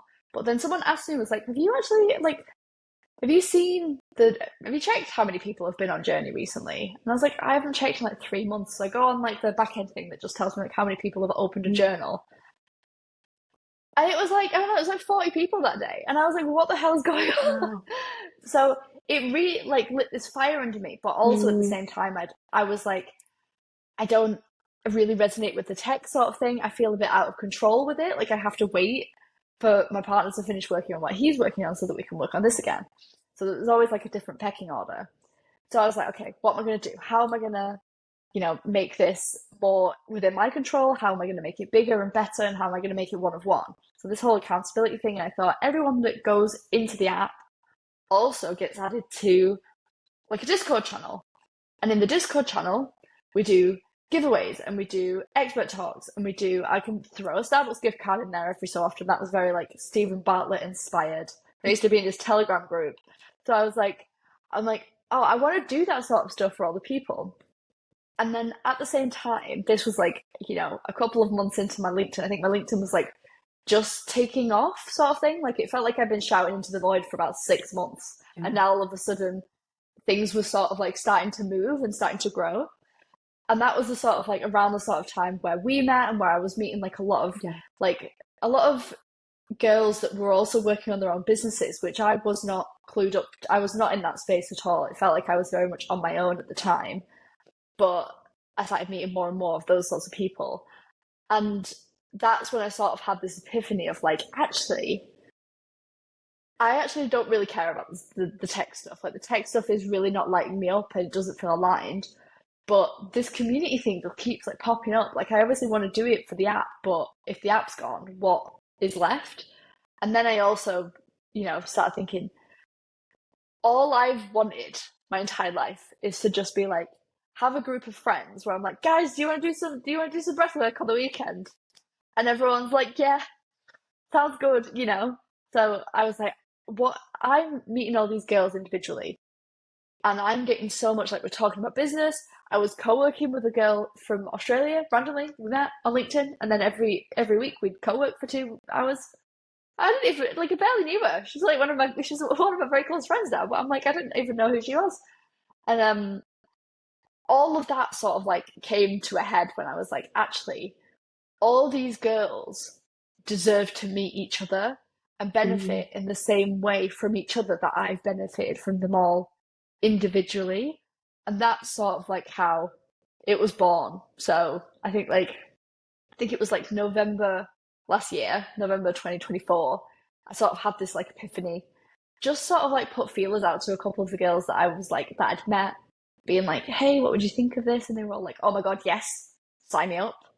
And then I was like, nothing left for it other than to make it. And then, fast forward 8 weeks, I did it all very clunkily. I had a PDF that I sent out to people, no website, nothing cool. Everything was just like 400 different links to send people in different places to hopefully convince them to join this. Um, but yeah, 8 weeks later, everyone was in a call and we got started. So it's been a bit of a whirlwind, but that's the law of how I how love we've ended that. up where we are. I really love the fact that you had the idea and you just didn't like sit on it for ages and think, oh, I'll do that next year. Like it's close to Christmas now, maybe we'll do that next year. It's just like, no, I'm gonna like turn this into basically a minimum viable product, whether you realized it or not at the time, and like test it out, see what works. And I think coming back to what we were speaking about earlier is around like waiting for that like it's all perfect, then I launch it. It's like, no, let's just give it a try. Let's see if people are interested. Let's test it and we can kind of perfect it later. And then you've already got the idea out in the world and you've not wasted loads of time developing this perfect thing that actually wasn't going to work anyway because you'd never tested it with any people. So I think that's great that you just tested it out. Obviously, I am a member of the Journee Girls Club and I love it, so I'm a advocate for that. Which, but I do love it, and I think there is so much need, especially right now. And I think it's interesting that you also were developing a loneliness app or idea for that as well, because there is so many people that feel very lonely when they are building a business or trying to do something that's maybe a little bit different to a normal career. And obviously, if you work for yourself or you work on your own, you haven't got colleagues, you haven't got people around you that are working with you. So it can feel really, really isolating. And I think having a group of people which they're all on the same level as you, or they're all, like maybe they're slightly different, but you can learn something from everybody in that group, and they're really just supportive and on that journey with you. I think that is so needed, and it's so nice. And yeah, I've loved being a part of it and being a part of that group and meeting other female business owners as well and creatives because they're hard to find quite a lot of the time in your like Honestly, local area. So it's nice that you brought them together into a group as well. definitely. It's really funny because I definitely thought, being I genuinely thought that like leaving, I didn't have any like female entrepreneur friends. I had no friends that wanted to like work on their own projects out, after work or go to a coffee shop on a Saturday and do a little bit of work on whatever. Like I didn't have any friends like that, and I was convinced that I was going to find them all in Asia. And now, like I think like 80% of the girls in Journee Girls Club are actually in England, which I don't know what kind of cruel joke that's going to be, but but there's actually a lot more of them than we think. It's just that there's no sort of call for them to all come out of the woodwork. I think a lot of the time, again, people that are actually focused on doing the work probably care about the work a little bit more, but don't realize that there's this need and there's this lack of like they don't realize that there's an expansion that can actually happen through being around other people like that. And I think that that's been a really big wake up call for me as well as like I didn't realize how much more motivated I'd be by having, you know, a certain amount of people where there's like there's a trust there and there's a sort of understanding of these are our shared goals and these are the things that we can actually we know each other is working towards, so there's an element of support there. It's not like completely worlds away from each other. But yeah, I didn't realize how much I actually needed it. And again, like to come back to this idea of, like business and charging your worth and that sort of thing, it's like I very much like you with Calming Club was solving my own problem. Like I for a very long time was describing it as a very selfish endeavor because I was like, this is just what I've always wanted. And it's funny because I never realized that I could have done this way sooner. Like I don't know why I didn't. I think it was all all the little bits and serendipity that all came for it, came together for it to be right now. And I think now was Yeah. the perfect time. But at the same time, I just think I could have solved my problems so much sooner Yeah. if I'd have realized, and also if I'd have sort of like had the confidence to realize that if I need it, or if I sort of feel this inkling that it's missing, Mm. then there's probably a lot of other people that feel the same way. Yeah. I think there's so much power in creating something for your younger self. Like that's definitely what I was trying to create it for my current self with the Calming Club because I was still experiencing panic Solid. attacks and wanted to get the help. And I mean, you were kind of creating it for you as well to kind of like, I want to connect Exactly. with these people. But I think Yeah. when you look back at like how you started, you're like, actually, I was creating that for a version of me. And now that's become really, really useful for other people that are in a very similar position as well. And it helps you stay so connected to that mission that you're on because you can really relate to the problems, the feelings, the experiences that you were having at that point in time, which is why you started that thing. So I think, yeah, it's amazing. And when you've got that connection to it, it just makes it so much more powerful and really authentic as well. And I think that's why, like, when you've been building Journee on LinkedIn and sharing your experiences, I think that's why it's resonated so much with people because they can really see themselves in the journey that you've been on too. And I think it's worth touching on LinkedIn briefly because Let's do I know it. we both connected on LinkedIn and that's how we met. And I think it is such a great platform for meeting other people if you use it in the right way and you actually connect and engage and become part of that conversation. But what have been a few things that you've learned from using the platform and like, yeah, a little bit about your experience with LinkedIn? Well, I mean, for me, most of it came like my original sort of like love for it actually came from the fact that it was like say a creative outlet for me to be able to talk about the things I'd always wanted to talk about. Like I say, I always thought that maybe it'd be YouTube or maybe it'd be Reels or TikTok or whatever. But I actually realized that posting on LinkedIn was so much more easy because I was just essentially writing, what would then be what would go on to be a script or what captions or whatever it was, but it was just like it's actually just like I don't know a tenth of the work of a YouTube video, but I was still saying exactly Mm, what I wanted to say. So it was just like I used to in the beginning just go off vibes, just literally, and I again not very strategic of me.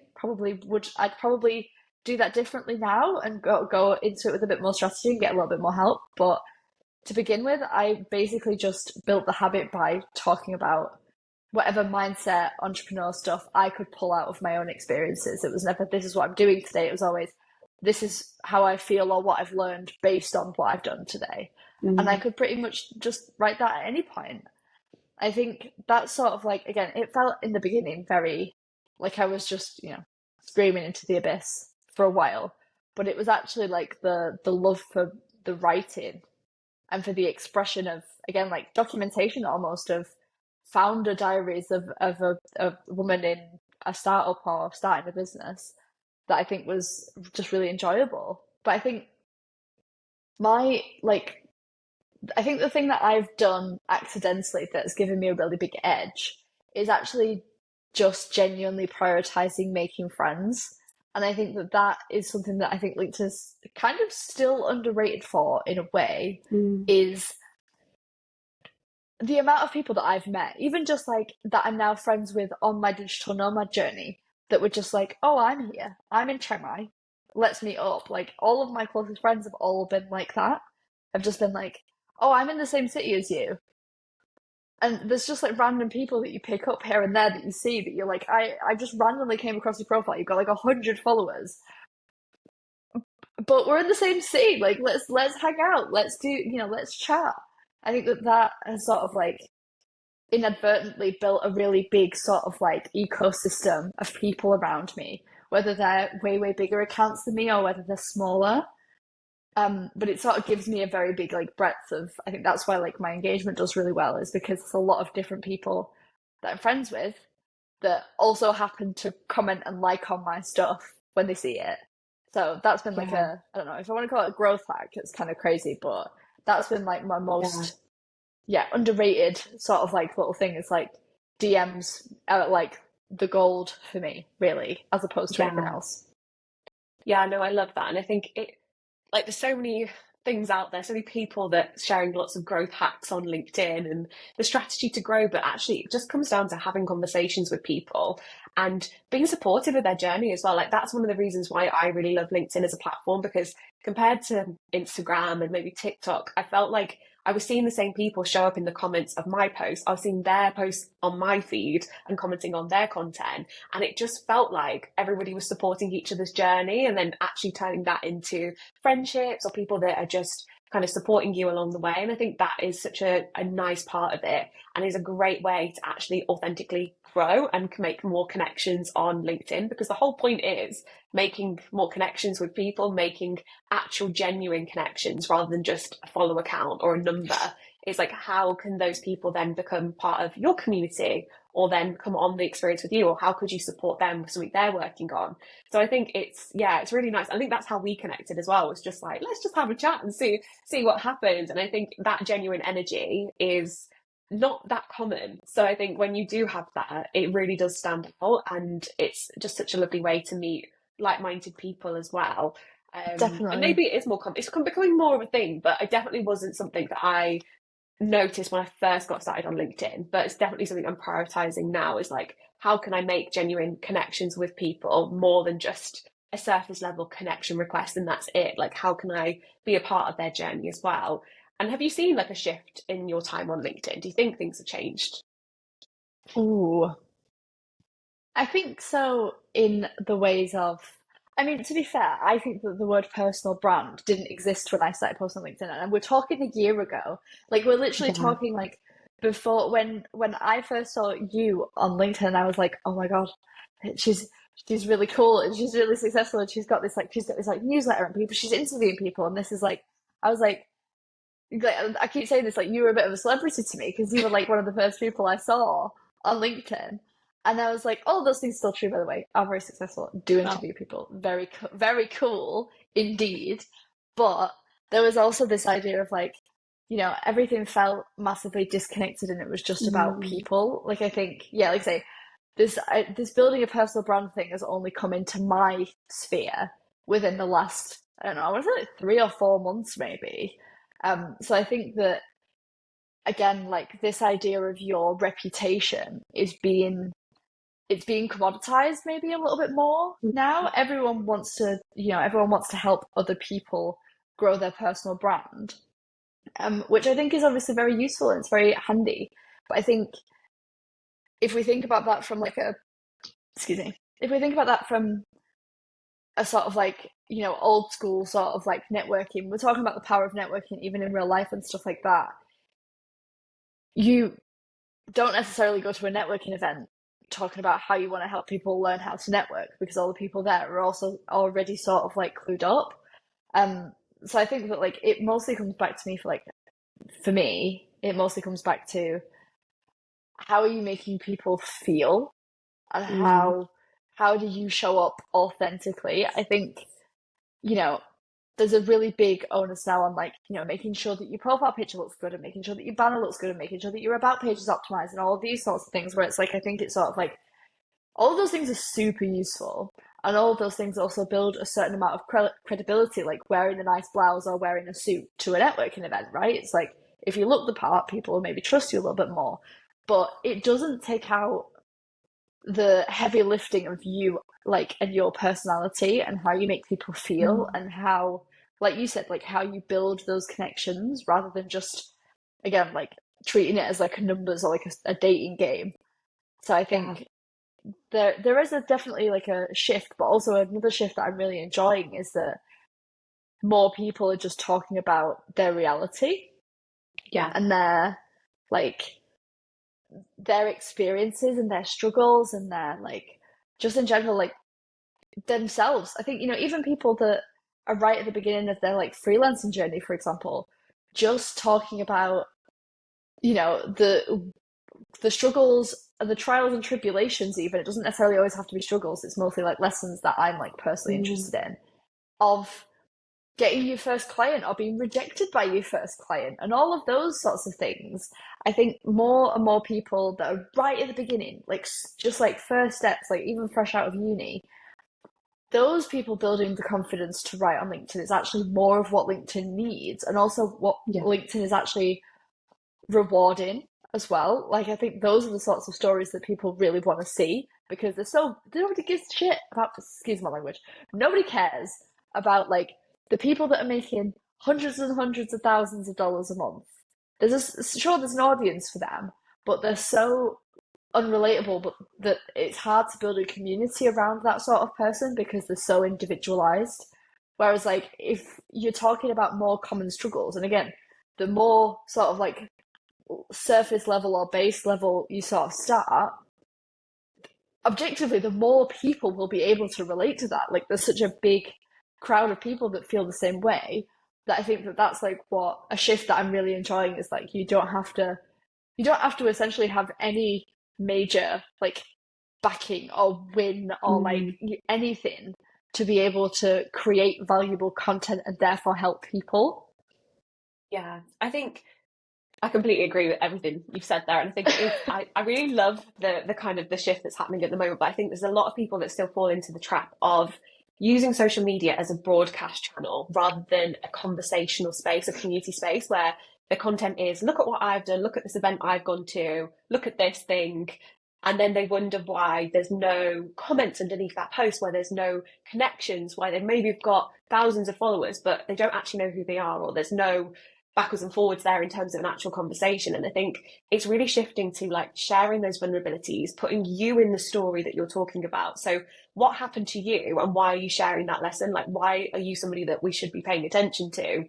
Because you've got a unique experience, rather than just like showcasing something and then walking away. I think there's so much opportunity there to actually building those conversations, building that community that is definitely happening. But I think anybody can do that. They don't have to be an established CEO or somebody that's been in like a career for a very long time. I actually love seeing when new graduates or students start building their personal brands on LinkedIn and start posting content, because I'm like, yes, this is the stuff that I would love to have seen when I was back at university, and kind of relating to that experience too. So yeah, I'm really enjoying to see like seeing where this is going with LinkedIn. And I hope more Yeah, people take that opportunity to jump into that space too.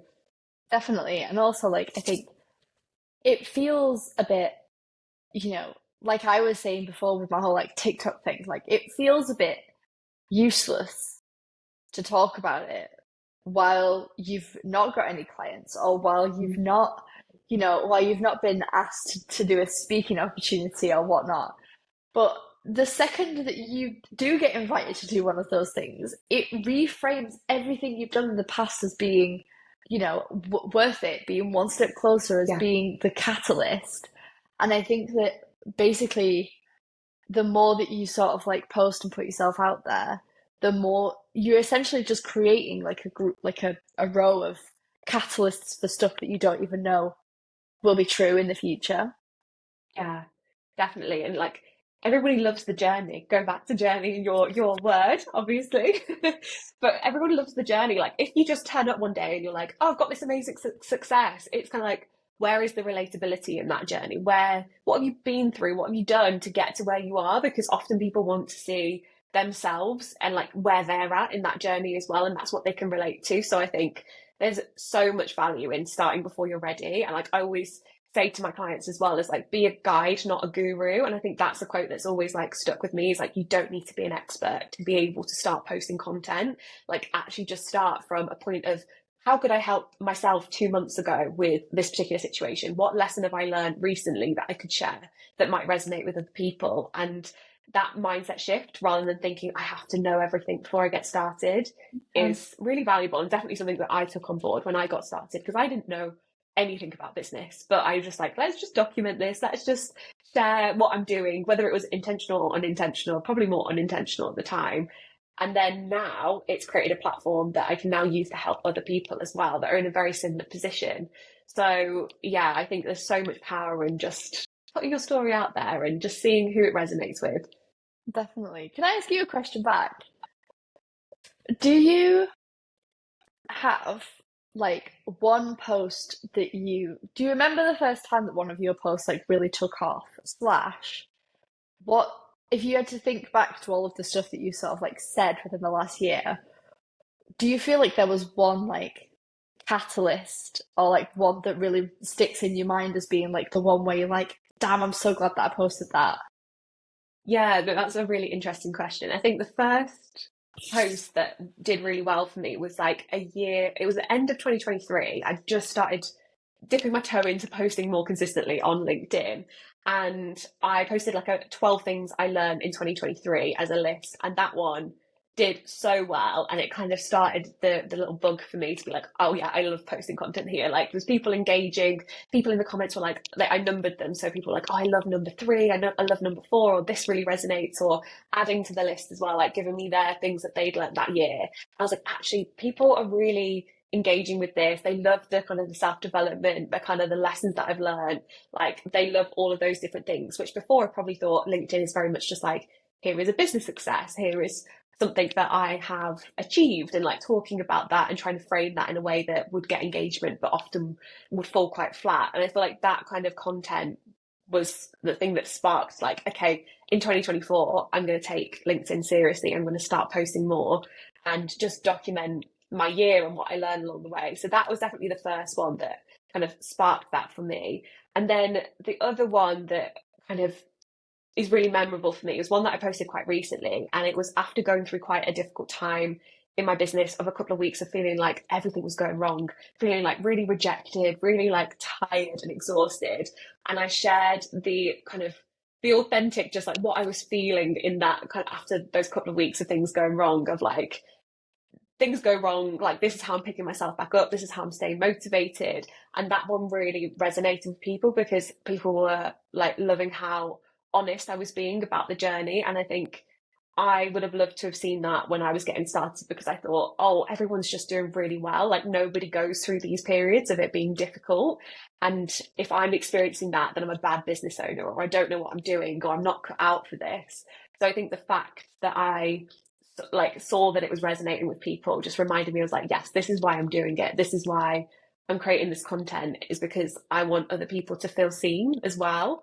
So that was definitely the thing for me that made a huge difference, and one that is always in my mind when I'm thinking like, is this too vulnerable? I'm like, but actually it's what I would have wanted to see. So it's worth sharing and kind of talking about, because I think that can really create really good connection with other people as well, and help people feel like they're less alone when they're experiencing those challenges. But have you experienced anything similar? Like, what was the content for you that made you change everything with Definitely. I LinkedIn? mean, I think that the vulnerability sort of like element is something that I've found as like the things that I sort of probably shouldn't say, but like the ones that somehow break down the the facade of maybe how together I've got it. Those ones tend to do really well in the sense of like I think my most popular post ever was about jealousy, and it was about like how much I struggle or how much I used to struggle with seeing people win and being happy for people, until I sort of like unpacked it at like an evolutionary level and was like, do you know what? Actually, it's human. Like it's not is it not only is it just human, but also these are the ways that you can sort of like combat that. But being really honest and being like, I was such a hater. I used to be such a hater.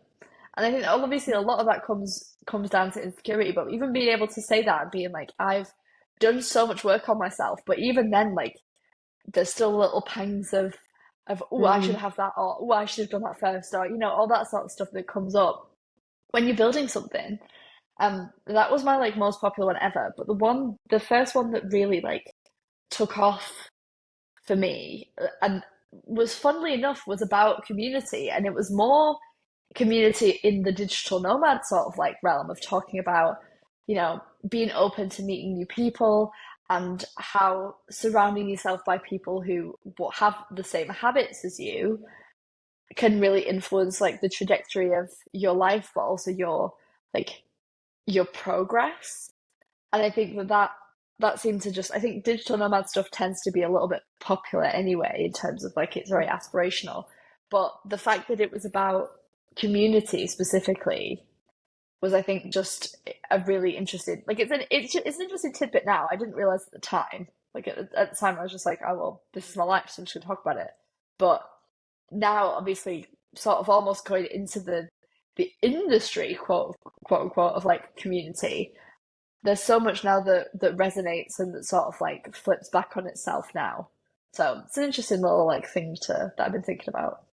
Yeah, I think there is so much power in that vulnerability. And I think often it can be like happy accidents that happen as well. Like you didn't know that post was going to do really well, or you didn't know it was going to resonate with people, but it's like testing out different ideas, sharing things that resonate with you. I think that is what can be the most powerful thing with LinkedIn, is just being like writing authentic content. It doesn't have to have a huge strategy behind it. It doesn't have to be really complicated. It's just like, what would you want to read? Like, how do you consume content on LinkedIn? But I think the other point about jealousy is so interesting as well. And I think especially maybe amongst women and like female founders as well, that's definitely something I experienced. Like thinking like, oh, well, I can't be friends with them, or I can't share too much with them because they might steal my ideas, or they're doing better than me. Like, why can't I have what they have? And I think that's such an interesting point to raise. And I think often something that people don't really speak about as well. People don't like talking about jealousy because it's like you shouldn't really feel that way, but it's a natural reaction to things. So is that something that you kind of, yeah, you said you worked on it now. So like, how do you feel about that kind of feeling of jealousy now? This is a great topic. I'm so down to talk about this because I feel like this is like an entire rabbit hole of things that you can get into, because I think in some ways I've worked on it really well, and then in some ways like there's still, like I say, there's like still little bits somewhere. Again, I think it's mostly like a fight or flight sort of like response, mostly of like resource scavenging. Basically, it's the same Yeah. reason that like a dog would snap at you, because in that moment it's like, is there something that I'm losing? But actually, you're not. But I think I was thinking about this the other day because of the fact that we're both like doing this podcast together. Like I feel like what we're sort of like doing here is actually the antithesis of this, like, again, like the sort of like female jealousy sort of like thing of like we're both working in similar industries or helping a similar sort of like demographic. We share, I don't want to say like customers or clients, but the people that we work with the same people in some cases. And I think like, and then now also like we both want to do a podcast idea and we're both on each other's podcasts. And I think that like actually I feel like this is the first tangible, like very tangible time where I can be like, no, there's no competition. It's all just it's support. It's like like sort of like rebounding positive energy. So definitely I can that's really fun, and I love that for us. Yeah. I'm really happy and also very grateful for that. And then the other thing that I was thinking about was when it comes to community, because I've had this experience a lot recently where people have seen what I've done with Journee Girls Club and they've asked me for advice, they've asked me for like a sort of like step by step or a guide, or they've asked me like a load of questions. And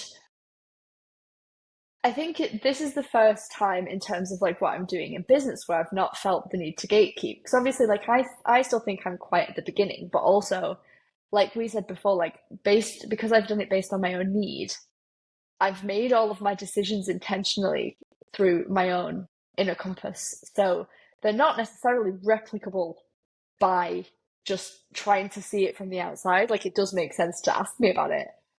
And I think someone asked me the other day, like, why do you keep telling everyone all of your secrets? And I'm like, it's because I genuinely believe that not only do more communities need to exist, obviously, like more power to all the people that are Mm-hmm. doing it, because I think it's, the fact that you can find more micro corners of the internet that have your people, brilliant. But also, like, I have such a confidence in what I'm doing and the value of Journey and the fact that I don't think it's replicable. Even if you did everything exactly the same way that I did, it comes down to the people. And I think that, again, in that sense, there's a little bit of healthy competition. It's like if someone's providing a better service or has a better offer, then if people start to get a bit, if people decide they want to leave and go to that, and that's a really big wake up call for me. But so far that's not happened.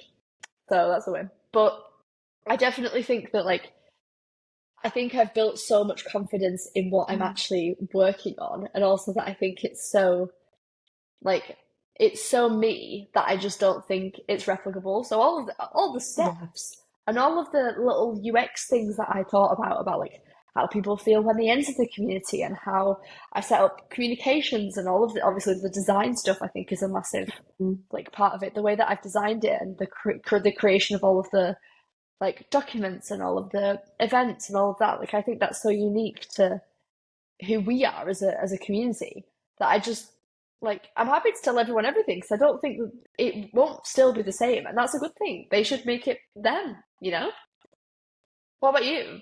No, I completely agree. And I think there's such an interesting element of what you've done with this. And it's probably going to sound really cheesy, but I think there's an element of like magic that you've brought to the community in the sense that it's like you can give the steps, you can give the playbook of like how you got to where you are, but actually like that element of community, that kind of the connection between people, the way that you nurture the people that come into the community, and the fact that we're all just basically friends, and it's from that perspective. It's not, and I think it's interesting linking it back to like the fact that you didn't feel like a business owner because you've not created it in a way that a business owner would, where it's like profit first, how much money can I make from this, like all that kind of stuff.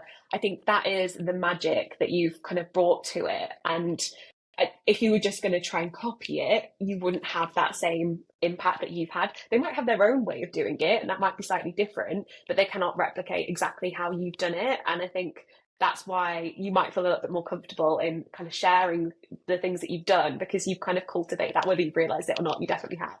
That's And nice. yeah, no, I think it's really nice, and I think there's definitely that element of kind of jealousy showing up of people trying to copy what you do, but I think staying really true to what you're working on and knowing that you found your people, you're doing something that's a little bit different to how other people would do it. I think that's where your power is, and kind of leaning into that. So, and it sounds like you've been on an amazing journey with kind of rewiring that mindset as well and being open to that. So I think it's such an important thing to work on that people definitely don't speak about enough. So yeah, no, super Yeah. interesting.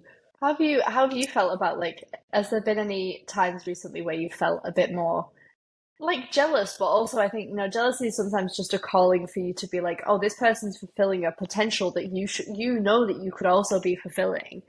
Have you felt like that in any scenarios recently? That's a really interesting question. I feel like before I would like compare myself quite a lot to maybe business owners that were my age. So like if you look at somebody like Grace Beverly, for example, she's obviously like a year or so older than me, but very much successful businesses, successful, got multiple companies, really kind of constantly building, constantly working on things, has a huge platform. And I'd look at people and think, oh, like, could I have done more when I started my business? Like, could I have done more in the past to kind of get me to where I am? But then I realized that I'm on my own journey. Like, I'm very happy with where I'm at. I'm very happy with the goals that I'm working towards at the moment and the people that I help. So it's kind of thinking like, do I actually want what they have? Or am I just trying to like model my goals to what they've got? Because I think that's the way that business should look, or that's what success looks like.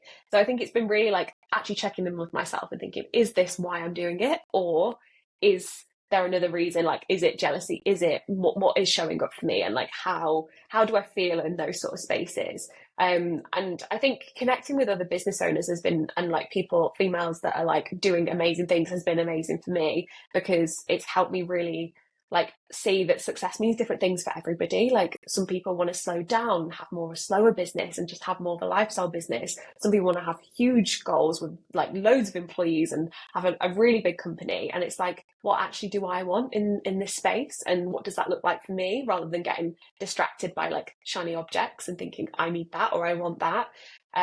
So yeah, I think it's definitely something that I'm still working on. It's still a process, but I think there is an element of healthy jealousy and healthy motivation that can kind of help you work towards different goals. But it's just being able to check in with yourself and be like, is this what I really want? Or is it something that I'm maybe projecting onto other people that I think I want? So yeah, Definitely. very interesting. It is. It's so fascinating because there's also this element of anytime that I felt jealousy in my life, whether it's business or whether it's, like personal life even, I think it's obviously it's an unmet need in some way. Like I think it's something that jealousy is such a really useful tool because you actually get to look inward. And it's a lot harder than it sounds. Like it's a lot easier said than done because you're like, I'm Yeah. raging. How am I supposed to look inwards? I'm on fire. But when you actually, sort of take a step back and think, okay, what is this actually indicating to me? Sometimes it's do I wish I was more like this person that I'm jealous of, or is there something that Mhm. I've been wanting to do forever that they're now doing, or is it something that, that I just really envy the way that they have, their outlook on life, or do they give by them being who they are or doing what they're doing, are they giving me permission to do something that I wasn't giving myself, and Yeah. therefore I'm now uncertain and angry and in fight or flight because actually like the fact that this person's doing this thing actually means that like now I've got to go and do it because otherwise I'm just like I'm not being fair on myself or true to myself. But that's what I've learned about it. So I do have to go inward, even though it's very difficult because I am raging, you know. It's like feeling the feelings. I posted about this the other day actually. Like, feel the feelings. Like, don't avoid feelings that come up because I think often we can be like, especially if you're a self development girly as well. It's like, okay, I felt the feeling. Now I'm processing it. What did Yeah, it mean? Like, look at that kind of process. It's like, let's oh yeah, what did it intellectualize mean? quickly. Quickly, Yeah. let's intellectualize as quickly as possible. Exactly. But then often it's like sitting with those uncomfortable feelings, like, yeah, I am feeling jealous, or I am feeling rejected, or I am feeling this right now. Why is that showing up? Or like, how am I feeling? Give myself some space to be like, okay, I'm feeling this feeling. That's okay. Like, this is part of the process. And then reflecting on it in the future and thinking, okay, why is that showing up? Has it showed up before? Is this a common theme? Like, where is this kind of coming from? Is it from being on like a particular social media platform? Like, are you finding that if you go on Instagram, you're really comparing yourself to people compared to other platforms? I feel like social media is such a huge one for comparison and jealousy because we can often see the highlight reel of everybody else's lives and Yeah. think, why is our life not as good as that? So I think that's a really important thing for me is to be noticing where is that showing up? Is it showing up with a similar person every single time? I'm really like looking into that too. So I think, yeah, we could talk forever about jealousy because I think Yeah, it's we like could, we could. Leave that for such another a huge episode. topic. Yeah, we'll have to come back and dive into it a little bit more. But I think to finish off, then one thing that I think would be really interesting, and thinking back to the start of your journey, is thinking about what like is a starter pack. So a starter pack of tools, habits, or a book that you would recommend to your younger version of yourself. So it could be you that was sitting on that plane. It could be even earlier than that. But what is like one tool, one habit, and one book you'd gift to them that could help them in the future? Ooh, okay. Very long pause incoming. Everyone bear with. Is it? Such a, Yeah, it's it's quite such a a great complicated one. question. Yeah. I kind of want to say, right, I'm, my initial thought is to say, in terms of tool, I want to say Figma. Nice. Yeah. I would also maybe caveat it with an LLM, like, with AI. Yeah. I think if you can learn to use it properly, um, then it can be really handy. I'm very firmly on the side of still use my brain for as much things as Hmm. humanly possible. Um, but yeah, I think Figma has really helped me as obviously as a creative, but I think just in general, like I've been a very broke creative for the last year, I'd say. So not having to pay for Adobe, using Figma in whatever way I can, I've built not only my entire app, obviously, like design wise, but I built my entire business is like based on Figma. Every single design, every single structure, all the flows, all the welcome packs, everything is all done in Figma because it's so versatile. And yeah, you have to learn a little bit more of like actual design stuff because like so like with Canva, it doesn't like necessarily do it for you. But there's plenty of templates and plenty of things out there that help you become like a bit of a whiz in essentially doing anything. YouTube thumbnails, whatever it is. Um, I've Figma's been the backbone, and I didn't know how to use it when I started my last job. Like 3 years ago, I'd never used Figma before, and now I use it for everything. So I'd say that's my tool with the asterisk of maybe using AI to your advantage where is useful and possible. What was the other one? Habits. So yeah, what's one habit Habits. you would create? Oh, okay. Again, I should say, health, anything health and wellness based. Like I think that obviously the foundation of your own health and your own well-being is literally essential to business. Like there's nothing, you can't build a business without a solid foundation of your own, health and well-being. I've learned that the hard way. I've been reminded of that the hard way. Um, so there's that, but then I'd also say like, a habit of putting yourself out there, whether that's creating, whether that's, I think that LinkedIn for me is a habit now because I did it in a way that was enjoyable and sustainable. And, there's been weeks where I posted every single day and I said this to a friend the other day of like, every single time you post on social media is essentially a lottery ticket. You don't know what's going to happen. You don't know what is going to be the next big thing that takes off, or if it's just that one message off one person that wants to give you work or whatever it is. It's just Mm. every time you post on social media, it's a free lottery ticket. So don't get into the habit of buying lottery tickets. Get into the habit of writing social media in a way that feels true to you, in a way that you feel like you could do forever.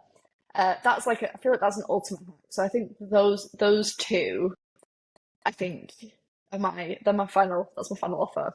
I love that. No, they're great ones. I think it's such a great way to look at creating content because, yeah, a lot of people might buy things like lottery tickets and think, oh, that'll change my life if I won that. But actually, you've got so much control around putting out that social media post every single day or how often you can do it that can actually just then unlock future opportunities. And it's actually Yeah, really and fun as it's well. You never know what you're going to get back exactly. from it. I was gonna say it's Yeah. like it's freedom, it's expression as well. Like it's again, like it's at the heart of being creative. Writing is a creative task. Like I accidentally made LinkedIn my journal because I just write in it Yeah. every day. And that's what helped me like grow. So I think that, there's so many added benefits rather than, like buying your luck in chances. Is like Yeah. you put in a bid out, like you're putting energy out there and Yeah. that energy will come back. You just don't know how. Yeah, definitely. And there's like so much power in just like taking that action yourself and going, I'm just going to do this. I'm going to invest in it. And even if it never got any engagement or it didn't go anywhere, you didn't get any connections, you've learned a new skill. Like you've learned how to write, you've learned how to compile your thoughts together in a way that is engaging or interesting. So I think there's always something you can learn from it. So it's never like a waste of time. You can just like keep trying and seeing what you can learn from it as well. And what is like Exactly. one book then, if you've got one book you'd recommend? Um, would you prefer a business one or a life one? We can do both. If there's Okay, two that come to I've mind. given two answers to each of your one thing questions, which I think is so extra and also so me in so many ways. Can't decide. Um, the most recent book that I've read that was like really empowering for business was Alex Hormozzi's $100 million offers, I believe it was. Yeah. Um, what I liked about it, super super slim, very like to the point, very Alex Hormozzi style, like hustle hard and stuff like that. And while there's some things that I don't agree with about Alex Hormozzi, what it actually really encouraged me to do is think about how my business was one of one, or like all of the little things that you can do that you know, maybe they don't scale or maybe they're not that profitable, but actually they get you to where they want to go. And I think a lot of that mindset has actually influenced the way that I've built Journee Girls Club. Is like it's not profit driven from the start, and it's not like in many ways it's sort of like bad business, really.